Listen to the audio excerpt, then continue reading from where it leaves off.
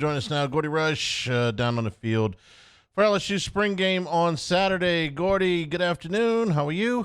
Hey, I'm doing good, Charlie. You? Yeah, fantastic. I'll ask you about the golf later. Can we start? We'll start with the football because I know you were down Oh, at the Zurich.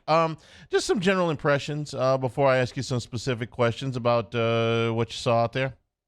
well, I thought they put on a fantastic show considering how many, how low they were on numbers and players, and it was a condensed scrimmage. It was what, an hour 20 of practice, and then 40 minutes of scrimmaging, and the offense was sharp. I mean, both quarterbacks looked sharp. I thought Daniels did a nice job of pushing the ball down the field, and he also did a nice job a couple times going through his progressions and staying in the pocket, standing tall, and delivering the football. And Garrett had a clean game. He made some big throws as well. So I mean, definitely it was a good show, and it's a good way to get out of what's not always a fun situation, that being a spring game. I liked what I saw with the underneath stuff. I didn't expect him to see him push the ball down the field a ton. There's only so much you can do here, and the play to Lacey was great. Got the crowd going early. But I liked a little bit of the check down stuff that I saw Daniels do. Maybe I'm Right. blowing it up a little bit, but No, I no, thought it was no. good. Yeah. No, and I think those are things you wanted to see. And you and I on your handicap talked about, one of the things I liked about the SEC championship was he was hurt and obviously couldn't run, but it forced him to stand tall in the pocket and go through the progressions. And there were times last year when he took off prematurely without giving the play a chance to develop. And I think you'd like to see him take less hits this year and be more patient in the pocket. Also thought it was an opportunity for them to work a little bit more on the passing game because they didn't run the ball much on Saturday. I know their numbers are down at running back, so we didn't see a whole lot of smash mouth in there. But I thought it gave him a chance to work on the passing game a little bit. Yeah, two scholarship tailbacks, and you were thin at offensive line, so it was going to be a passing game. On the flip side, you had a lot of new bodies back there in the secondary you want to get a look at, and some of them had some bumps, and that was to be expected. They only played, I think I saw three coverages. They played quarters. They played three deep and played a little bit, looked like man free, but so it was elementary back there. But you wanted to get some film, see where you at. Yeah, well, where they're at is they need to tackle better, but I'll get to that in a second. On the offensive line, I really liked what I saw to Marlon Martinez, and I was kind of focused in on him because I think that's probably the biggest position battle going into the fall. Gordy, what I saw was a lot of clean snaps. I see a very big man in there that's been in the program a long time, that's been waiting his turn, and I see a lot of clean execution out of him. Again, I don't want to make too much out of this, but I like what I see out of him. Yeah, he finished the rest of the season. Played very well. And let's go back to what Brian Kelly. He's talked about it throughout. He talked about it last year throughout the season. He gets to the second half. He wants to be able to run the football. You remember the Mississippi State game, the Ole Miss game? They played keep away the majority of the second half, especially the fourth quarter of those games. And Martinez is a little bit bigger body than Thomas. So I expect that to go in the fall camp, and that'll be a good competition.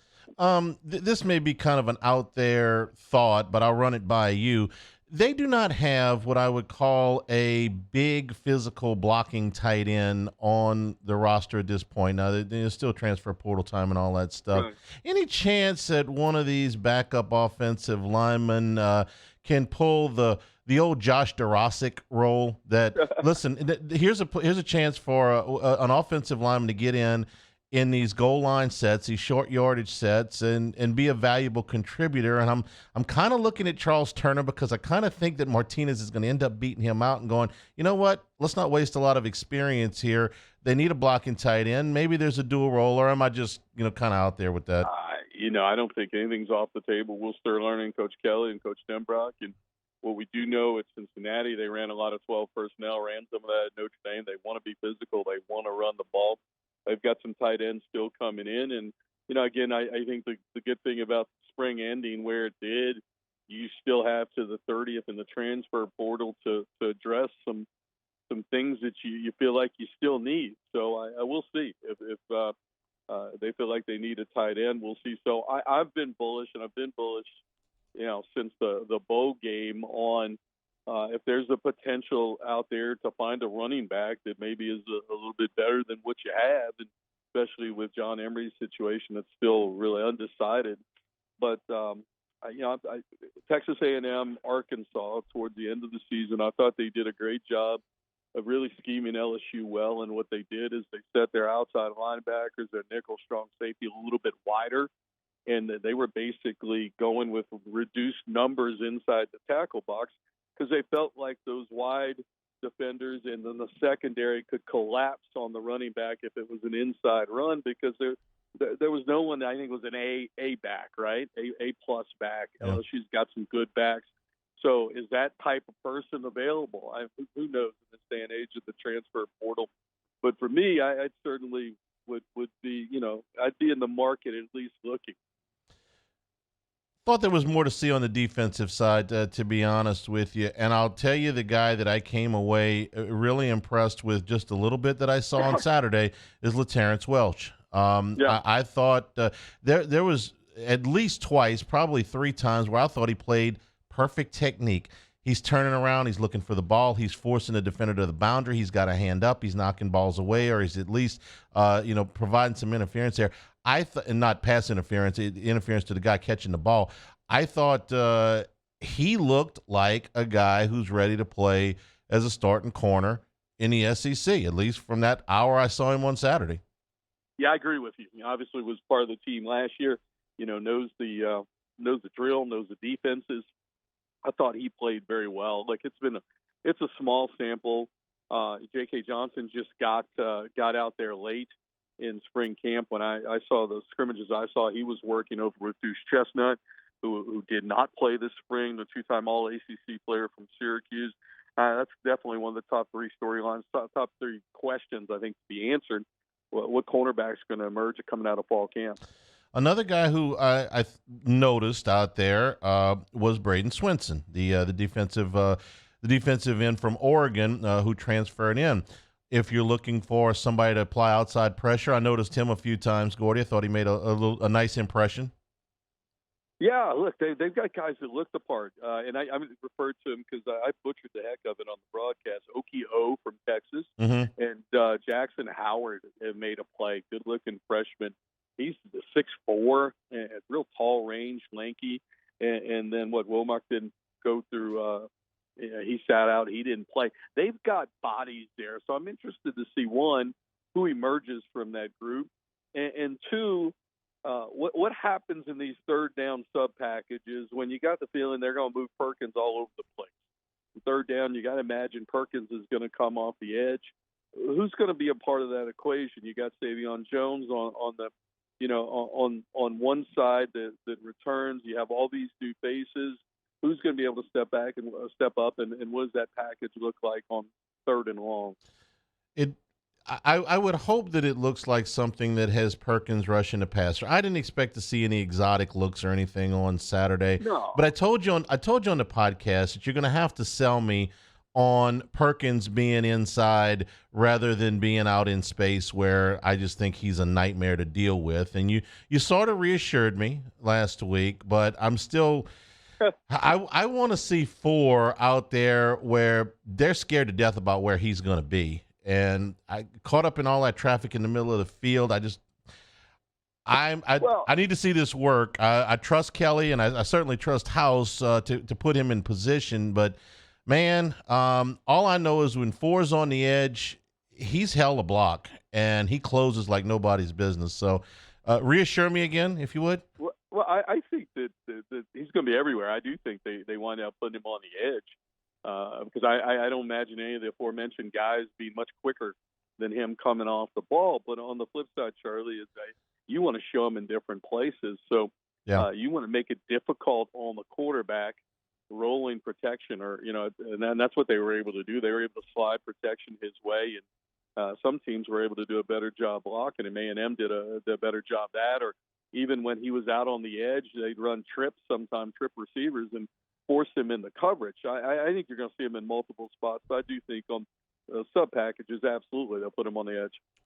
Like Omar Spates, the transfer from Oregon State, quintessential inside. Now I look at that guy and I go, "There's an inside linebacker. There's somebody that's going to line up and tackle people on first down." He reminds me a little bit of Joe Wesley Everybody remembers Joe Wesley was a really, really solid player for LSU. What did you think of Spates? Wow, I mean, Spates looks the part. I'm trying to think of, body type. I mean, he's not as tall, but Eric Hill, Yeah. I mean, really filled out. I mean, to me, looks like a first and second down NFL linebacker, right? I mean, just a physical specimen out there. So yeah, he's been impressive. And the idea of having him next to Perkins, I think, is fantastic. Then you got Penn that you can rotate through, and the younger weeks, he's impressed. He's long and made a great pick six and is athletic. So they've got some bodies there at linebacker. Weeks. I'm going to make this prediction, Gordy. You were a special teams ace.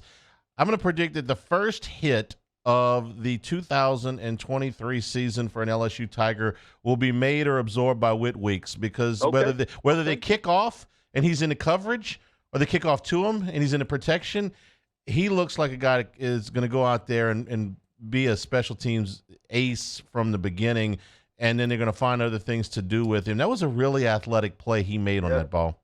Yeah, he's got great range. I saw a pass drop segment. They were individual pass drop segment they were doing on one Saturday morning during fall camp, and he really jumped off. You're watching Perkins, and Spates is a big guy, moves well. He's not the best at pass coverage, but Weeks really was impressive during those drills. Let me get back on the defensive line. I'm a big Quincy Wiggins fan. I was hoping to see a little bit more on Saturday. He just, he fills up the screen. I mean, he looks like a giant out there. Still on the move, I guess. I was hoping to see a few more plays on Saturday. Yeah, I think you can move him around a little bit. What you really like him is in that front side defensive end where Ollie Gay played last year. He and Savion Jones, and Jones had an outstanding run towards the end of the game. Played well against Purdue, but everybody played well against Purdue.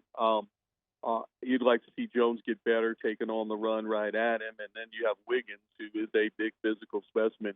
Good thing what I like, they have numbers, Charlie, for a team that 90% of the time last year had Gay, Ojulari, Wingo, and Roy up there. You've got 2 and 3 deep in some spots, and you got to have those numbers to get through the SEC. You're not going to be as lucky as you were last year. All right. Anything else jump out at you? I thought all in all, the spring was pretty good. It was quiet, save for Jamar Cain's departure was about the only thing that happened really off script the entire spring. Healthy, a lot of teaching time, and they get through this thing. All in all, pretty good spring. Yeah, great spring, and I like the way we've talked about it. I like the way the coach Kelly manages things, and by spreading out spring, they naturally had the spring break during the middle of it. You get a lot of weekends, which you can have recruits and transfer portal people and all that, and you're able to entertain a little bit. But he does such a great job of recovery and taking care of the players' bodies, and there's to get through a spring this clean, and then hold the guys that were maybe questionable out to make sure they're healthy for fall camp.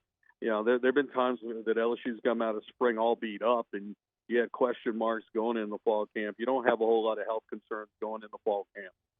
How was the golf? The golf was fantastic. Beautiful weekend down there in Zurich. 33,000 people on Saturday was one of the larger days in the history of the Zurich. And being a part of that 4Kids committee, gives $2.85 million back to children's charities in Louisiana. I was happy to be down there, and I had a great time seeing everybody. Next year, same weekend as the NFL draft, same weekend as Jazz Fest. It could be one of the biggest ever next year. I thought it was a nice momentum builder in this. Can I say time of uncertainty on the PGA Tour? Sir. I thought it was a really nice momentum builder for the Zurich. Time of uncertainty. Well, that Thursday night for the NFL draft party, the walk-ons on 17 may show up in the 1 a.m. Don't quote me on that. Gordy, we appreciate it. We'll talk to you soon. Okay, buddy.